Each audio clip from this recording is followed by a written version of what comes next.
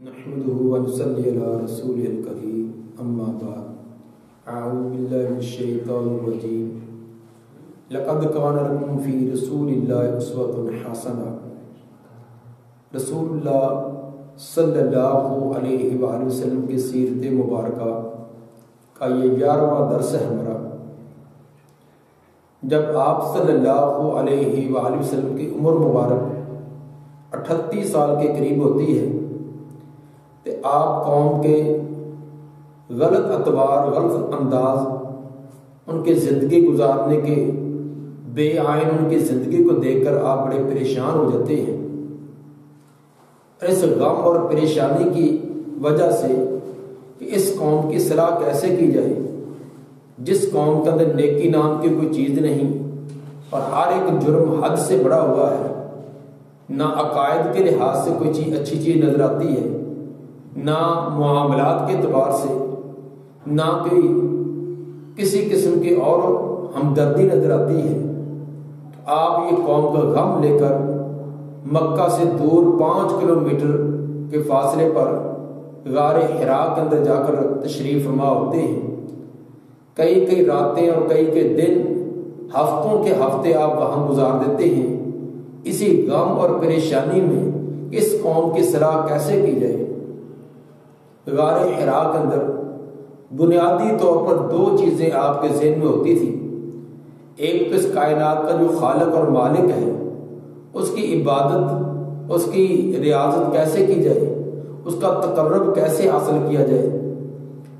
جو اللہ نے آپ کے دل کا الہام کیا تھا عبادات کے ان طریقے یا سیدنا ابراہیم علیہ السلام کی تعلیمات سے کچھ تعلیمات جو موجود تھی ان کے مطابق آپ عبادت اور ریاضت بھی کرتے، اور دوسری قوم کی اصلاح کا غم اور پریشانی کی اس قوم کو اس ظلمت قدے سے نکال کر ان کے راہ راست پر کیسے لایا جائے، ایک مہذب معاشرہ کیسے تشکیل دیا جائے۔ چنانچہ اس غم اور پریشان جو قوم کا غم آپ لے کر بیٹھتے تھے تو نتیجہ یہ نکلا کہ اللہ نے آپ کو امت کا ہادی بھی بنا دیا اور مہدی بھی بنا دیا۔ لقد کان لکم فی رسول اللہ اسوۃ حسنہ، پیغمبر کی زندگی ہمارے لیے اسوہ ہے کہ قوم کا غم لے کر بیٹھنا، ان کی اصلاح کی سوچنا، یہ نبی صلی اللہ علیہ وآلہ وسلم کی تعلیمات میں سے ہے۔ آج ہمیں اپنے غم تو بڑے یاد ہیں، اپنی اولاد کے غم تو بڑے یاد ہوتے ہیں، پوری رات آنسو بہاتے ہیں۔ اگر بیٹا بیمار ہے، بیوی بیمار ہے، کاروبار میں خسارہ ہو گیا ہے تو دنوں کے دن گزر جاتے ہیں، راتوں کی راتیں بیت جاتی ہیں، لیکن آنکھ نہیں لگتی، نیند نہیں آتی، ایسا غم آتا ہے۔ لیکن کبھی قوم کا غم، کبھی ہمسایوں کا، کبھی محلے کے کسی غریب کا اس کا غم بھی ہمارے دل میں آیا۔ حقیقت یہ ہے کہ جب تک دوسروں کا غم دل میں نہ ہو اس وقت اصلاح ممکن نہیں ہے۔ نبی صلی اللہ علیہ وآلہ وسلم کو اپنی ذات کی نہیں، اپنے گھر کی نہیں، قوم کی غم جو ستائے جا رہی ہے، جرم لوگ کرتے ہیں، روح نبی صلی اللہ علیہ وسلم کی تڑپتی ہے، جرم لوگ کرتے ہیں، نیندیں آپ کی اڑ جاتی ہیں۔ تو جب قوم کا ایسا غم اپنے ذہن میں رکھ کر ان کی سوچ اور فکر کہ ان کو اصلاح کی طرف کیسے لایا جائے، ایک مہذب معاشرہ کیسے تشکیل دیا جائے، تو چنانچہ اللہ نے وہ تمام کے تمام اسباب اور وسائل بھی دے دیے اور اللہ تعالیٰ نے رہنمائی بھی فرما دی۔ اس لیے اگر ہم بھی چاہتے ہیں کہ ہم قوم کی کوئی اصلاح کریں تو اس کے لیے ہمیں تنہائیوں میں بیٹھنا پڑے گا، سوچنا پڑے گا کہ ہمارے معاشرے کے اندر کون کون سے جرائم ہیں، لوگ کن کن پریشانیوں کے اندر مبتلا ہیں، ان پریشانیوں سے نجات دینے کے کیا کچھ طریقے ہیں۔ تو یقیناً اگر کسی انسان کے پاس ظاہری اسباب اور وسائل نہیں بھی، اس کے پاس کوئی زیادہ علم بھی نہیں ہے، کوئی زیادہ حکمت اور دانائی کے انداز بھی نہیں ہے، ظاہری اسباب اور وسائل بھی نہیں ہے، لیکن قوم کا غم، قوم کی ہمدردی، قوم کی پریشانی اپنی پریشانی سمجھ کر تنہائی میں بیٹھ کر سوچے، لگاتار سوچتا رہے، دنوں کے دن سوچے، رات کی اندھیروں میں سوچے، تو یقیناً اللہ تعالیٰ اس کے لیے ضرور رہنمائی کا سبب پیدا کر دے گا۔ اللہ تعالیٰ اس کو شعور بھی دے دے گا، علم بھی دے دے گا، اور اسباب اور وسائل بھی اللہ تعالیٰ عطا فرما دیتے ہیں۔ حقیقت یہ ہے کہ قوم کا غم، قوم کی اصلاح یہ بڑی عظیم چیز ہے۔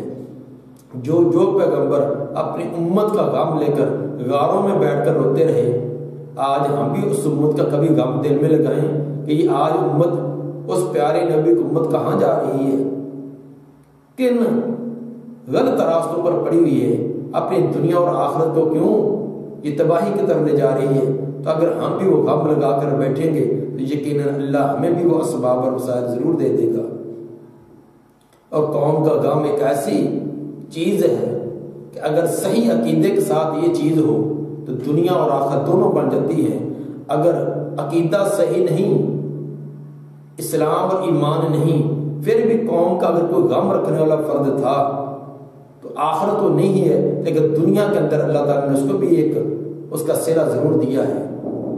مطعم بن عدی اور اسی طرح حاتم طائی، یہ دونوں بھی مسلمان نہیں تھے، لیکن نبی صلی اللہ علیہ وآلہ وسلم نے بھی ان کی مدح کی، اور مسلم اور غیر مسلم آج تک ان کی مدح کرتے آ رہی ہے، حالانکہ یہ مسلمان نہیں تھے۔ وجہ کیا تھی؟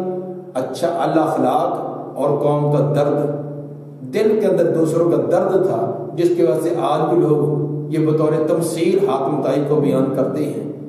تو جو کتنے بیسیوں مثالیں ہمارے سامنے ہیں کہ جو دینی لحاظ سے بہت آگے نہیں ہے، صوم و صلات کا بہت زیادہ پابند نہیں ہے، لیکن اگر اس نے رفاع عامہ کے کام، لوگوں کی اصلاح کے لیے، لوگوں کے غم اور پریشانیوں کو دور کرنے کے لیے کوئی نہ کوئی کام کیا ہے، تو اللہ دنیا کے اندر بھی اس کو ضرور صلہ دیتا ہے، ضرور اس کا نام اور اس کا مرتبہ اور مقام بنتا ہے۔ جب آپ کی عمر مبارک 40 سال 6 ماہ اور 8 دن کے قریب ہوتی ہے تو آپ حسب صاحب غار حرا کے اندر تشریف فرما تھے کہ اچانک جبریل علیہ السلام اللہ کا عظیم پیغام قرآن کی ابتدائی سورہ اقرأ بسم ربک الذی خلق، یہ ابتدائی آیات لے کر آپ کے سامنے حاضر ہو گئی ہیں۔ تو ثابت ہوا کہ جب قوم کا غم لے کر بیٹھیں گے تو اللہ عظیم انعام، کائنات میں سب سے بڑا مرتبہ اور مقام ہے وہ نبوت والا، وہ نبوت کا نبی صلی اللہ علیہ وآلہ وسلم کو عظیم مرتبہ اور مقام دیا۔ آج نبوت تو نہیں ہے، نبوت والا سلسلہ ختم ہو چکا، اب وحی کا سلسلہ ختم ہو چکا۔ اب کسی کی نیکی اور تقوی کی وجہ سے، کسی کی عبادت اور ریاضت کی وجہ سے کسی کو نبوت نہیں مل سکتی، وحی اس پر نہیں آ سکتی، لیکن نبی صلی اللہ علیہ وآلہ وسلم کی طرح قوم کا غم لے کر بیٹھیں گے تو نبوت کے زبان سے ملنے والی جو تعلیمات ہیں، وحی کے ذریعے آنے والی جو تعلیمات ہیں، ان کا کچھ نہ کچھ حصہ اس کی روشنی اللہ تعالیٰ ہمارے دلوں کے اندر ضرور پیدا فرما دے گا۔ وہ کچھ نہ کچھ تعلیمات ہمیں دے گا جس کی وجہ سے ہم اپنی بھی اور اپنی قوم کی رہنمائی بھی کر سکیں گے۔ سب سے پہلی وحی کے جو الفاظ تھے وہ تھے اقرأ بسم ربک الذی خلق۔ یہ بھی قابل غور بات ہے کہ پہلی وحی کے الفاظ وہ اقیم الصلاۃ نہیں ہے کہ نماز پڑھو، آتوا الزکوٰۃ نہیں ہے، رفاع عامہ کا کام نہیں ہے، سب سے پہلا لفظ اقرأ۔ آپ اس سے علم کی اہمیت کا اندازہ لگائیں، علم کتنی عظیم چیز ہے کہ اللہ تعالیٰ نے جبریل کے ذریعے نبی صلی اللہ علیہ وآلہ وسلم پر سب سے پہلا لفظ قرآن کا جو نازل کیا وہ اقرأ۔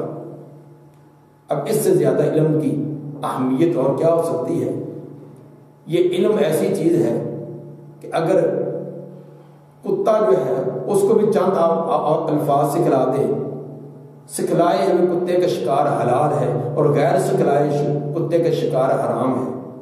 اب اندازہ کریں کہ کتا ایک پلید جانور، نجس جانور برتن میں منہ ڈال جائے تو 7 مرتبہ دھوئے تو تب پاک ہوگا، 7 مرتبہ پانی سے اور 1 مرتبہ مٹی سے اس کی منجائی کریں تو تب وہ پاک ہوگا، اتنا پلید ہے۔ لیکن اس کو بھی آپ 2-4 لفظ سکھلا دیں اور تکبیر پڑھ کر چھوڑ دیں اور شکار اس کے پنجے میں مر بھی جائے تو تب بھی حلال ہے.